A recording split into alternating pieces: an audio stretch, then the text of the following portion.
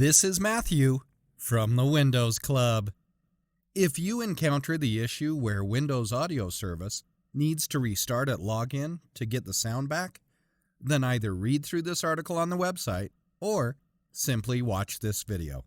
I will guide you through the resolution. The first solution would be to check the status of the dependency services. Press the Windows key and the R button together to open the Run window. In the Run window, type the command services.msc and hit Enter. This will open the Service Manager window.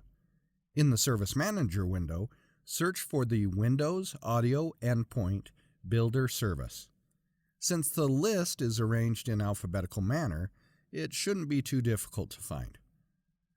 Double-click on this service to open its properties.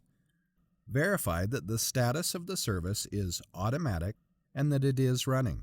If not, modify the settings to the same. Click on Apply and then on OK to save the settings. Do the same for the Remote Procedure Call service. The second solution is to manually restart the Windows Audio Service. In the same Service Manager window, find the Windows Audio Service. Since the list is in alphabetical order, it will be easy to find.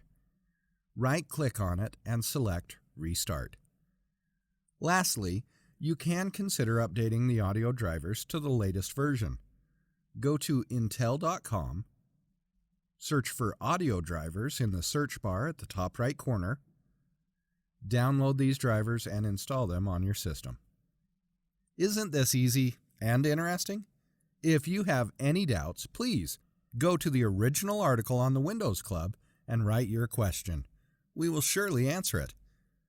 Thank you for watching this video. Have a nice day.